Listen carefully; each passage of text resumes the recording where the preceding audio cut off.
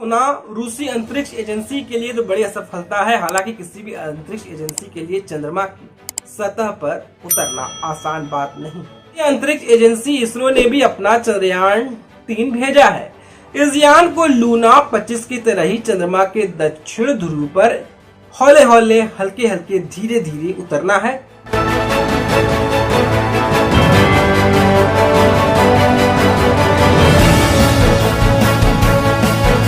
नमस्कार, जय सिया राम, वंदे मातरम, हर हर महादेव। एक बार फिर आप सभी दोस्तों का जनमानस समाचार के आज के हमारे इस एपिसोड में आपका स्वागत है। आज हम आपसे पॉलिटिकल बात करने वाले हैं, नाम एंटरटेनमेंट बात करने वाले हैं। आपको पता होगा जब से अगस्त चढ़ा है हमारे मीडिया में, हमारे टेलीविजन में, हमारे डिजिटल प्लेटफॉर्म में, हमारे सोशल मीडिया पर एक चर्चा काफी ज्यादा है। वो चर्चा है चंद्रयान-3 का। और हमारी जनमानस में और हमारे जनता के बीच में एक जिज्ञासा है, क्या चंद्रयान चंद्रमा के दक्षिणी छोर पर सॉफ्ट लैंडिंग कर पाएगा? अब तक जिसने भी कोशिश की है चंद्रमा के दक्षिणी छोर पर अपने उपग्रहों का सॉफ्ट लैंडिंग कराना, अब तक वो सफल नहीं हो पाए हैं। एक तरफ भारत का चंद्रयान, तो दूसरी तरफ रूस। कहा जाता है कि रूस भारत का सदाबहार दोस्त रहा है। रूस ने भी अपना लूना 25 को प्रक्षेपित किया था चांद के लिए, और रूस भी चाहता था कि चंद्रमा के दक्षिणी छोर पर लूना 25 को उतारा जाए, क्योंकि अब तक चंद्रमा के दक्षिणी छोर पर किसी भी देश ने ये कारनामा हासिल नहीं कर पाया है। चर्चाएं चल रही थी, बातें चल रही थी, लोगों के बीच में चर्चा चौक चौराहे पर थी कि रूस का लूना 25 चांद की सतह पर पहले ही आगाज कर जाएगा। ऐसे तो विज्ञान की बात करें, अंतरिक्ष प्रौद्योगिकी की बात करें, तो रूस हिंदुस्तान से कहीं आगे है। भारत ने जब अपना पहला अंतरिक्ष यात्री राकेश शर्मा को अंतरिक्ष में भेजा था, तो वो भी रूस के सहयोग से। लेकिन आज इसरो ने भी अपने पैर जमाने शुरू कर दिए। खैर, अतीत की हम बात ना करें, हम वर्तमान की बात करें। हम चंद्रयान-3 की बात कर रहे हैं, हम लूना 25 की बात कर रहे हैं। लेकिन विडंबना यह है, कल एक खबर सोशल मीडिया में तैरने लग गई। जब मैं देखा तो निराश हुआ। वैज्ञानिक दृष्टिकोण पर बात करें तो जरूर निराशा हुआ। वैज्ञानिक दृष्टिकोण पर हम बात करें, दुनिया का कोई भी देश हो, जब वो साइंस और प्रौद्योगिकी के दौर पर जब सफलता हासिल करता है, तो ये मानव जाति के लिए कहीं न कहीं खुशी और हर्ष की बात होती है। लेकिन रूस का लूनर 25 एक बार फिर नाकामी की दलदल में चला गया। वो नाकाम हो गया, वो सॉफ्ट लैंडिंग नहीं कर पाया, और लूना 25 जो है उससे रूसी अंतरिक्ष एजेंसी है उसका संपर्क टूट गया। कहा जा रहा है कि चंद्रमा से टकरा कर क्रैश हुआ लूना 25 और 47 साल बाद रूस के मिशन को लगा है झटका। 47 साल, डू यू इमेजिन? 47 साल, 47 ईयर्स, मतलब एक इंसान की अपनी उम्र की आधी सीमा 50 साल, 50 साल और 47 साल, मतलब 50 साल के तकरीबन उन्हें लग गया अपने मून मिशन के लिए, और वो सफल नहीं हो पाई। और एक पॉजिटिव बात यह है हम हिंदुस्तानियों के लिए कि चंद्रयान-3 अभी भी हौले हौले चल रहा है, अभी अभी बढ़ रहा है। और चंद्रमा पर चंद्रयान-3 के लैंडिंग की दिन और तारीख भी मुकर्रर कर दी गई है। कहा जा रहा है कि 23 तारीख को शाम 4:10 पर चंद्रमा की सतह पर सॉफ्ट लैंडिंग हो जाएगी। आइए जानते हैं पूरी कहानी को बारीकी से। रूस का अंतरिक्ष यान लूना 25, कहा जा रहा है कि तकनीकी खराबी के बाद कुछ टेक्निकल डिफॉल्ट आ गए, चंद्रमा की सतह से टकरा गया। इसे रूस का चंद्र मिशन, जो चांद पर जो उनका मिशन था, उसको तगड़ा झटका लगा है, मिशन फेल हो गया है। रूस ने 47 साल बाद अगस्त 2023 को लूना 25 लॉन्च किया था। इससे 21 अगस्त को चंद्रमा की सतह पर उतरने की उन्हें उम्मीद थी, लेकिन इससे पहले ही अनियंत्रित होकर चंद्रमा की सतह से टकरा गया और कहानी खत्म हो गया।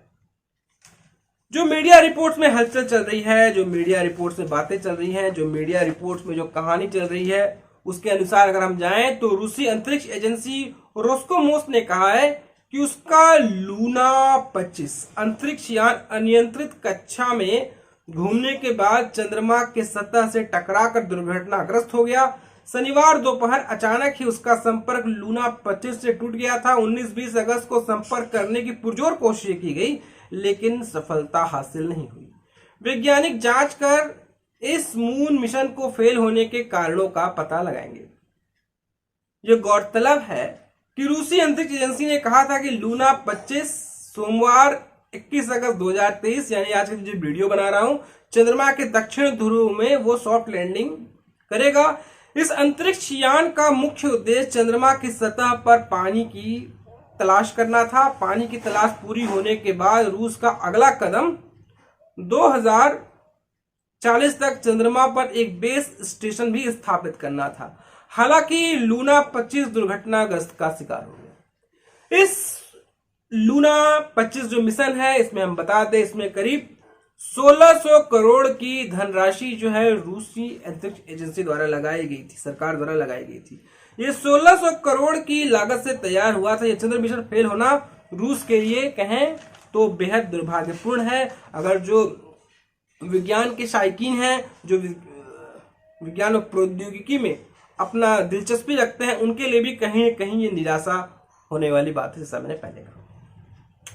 रूस 25 का दुर्घटनाग्रस्त होना रूसी अंतरिक्ष एजेंसी के लिए तो बड़ी असफलता है। हालांकि किसी भी अंतरिक्ष एजेंसी के लिए चंद्रमा की सतह पर उतरना आसान बात नहीं है, लेकिन इससे पहले रूस ने साल 2011 में मंगल ग्रह के चंद्रमा के लिए भी फोबोस ग्रंट मिशन लॉन्च किया था, लेकिन ये पृथ्वी की कक्षा से भी बाहर नहीं निकल पाया था। परिणाम स्वरूप पृथ्वी पर वापस आकर यह पैसिफिक ओशियन में आ गिरा था, प्रशांत महासागर में वो गिर गया था।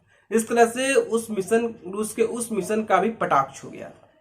ये हम रूस मिशन की बात कर रहे थे, लूनर 25 की बात। आते हैं देसी चंद्रयान 3 पर बात करते हैं।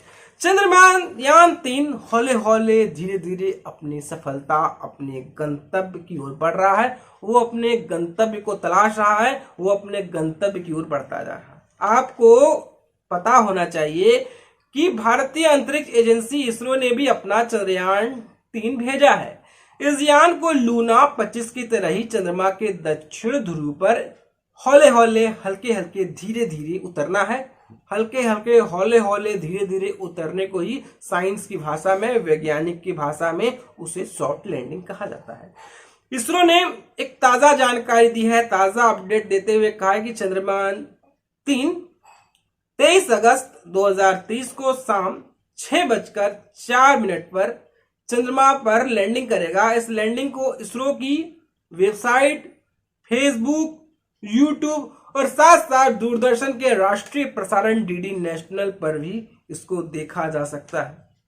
उम्मीद लगाइए, ईश्वर से मनाइए कि चंद्रयान 3 जो है अपने मुकाम पर मुकम्मल हो और हमारे जो अंतरिक्ष है प्रोग्राम है और हमारे जो वैज्ञानिक हैं, जो एक अनसीन हीरोज हैं, जिनके बारे में भारतीय मीडिया में चर्चा नहीं होती, जिनके बारे में भारतीय मीडिया में बातें नहीं होती, वो हीरोज हैं जिनके बारे में किसी प्रकार की चर्चा नहीं होती। ना कभी इन्हें भारत रत्न देने की बात होती है, ना इन्हें कभी पद्म विभूषण देने की बात होती है हमारी मीडिया की शायकीन द्वारा। कम से कम उनके लिए प्रशंसा भी करिए और कम से कम मिशन के कामयाब होने का अपने ईश्वर से, अपने खुदा से प्रार्थना भी करिए। तो दोस्तों, आपको हमारी ये कहानी कैसी लगी, आपको हमारा एपिसोड कैसा लगा, आपको हमारी चर्चा कैसी लगी, आप हमें जरूर बताएं। दोस्तों, आपसे गुजारिश है, निवेदन है कि आप हमारे चैनल को लाइक करें, शेयर करें, सब्सक्राइब करें। अगर आपके पास हमारे लिए कोई सुझाव हो तो बेशक आप में सुझाव दे सकते हैं। तो आप फिर हाजिर होंगे एक नई कहानी के साथ, एक नए एपिसोड के साथ, एक नई चर्चा के साथ। जाते जाते आप हमारे चैनल को लाइक करने के लिए लाइक का शेयर बटन जरूर दबाएं और आप हमें फेसबुक, ट्विटर, इंस्टाग्राम पर भी फॉलो कर सकते हैं। तो फिर मिलेंगे एक नई चर्चा के साथ, तब तक के लिए जय श्री राम, वंदे मातरम।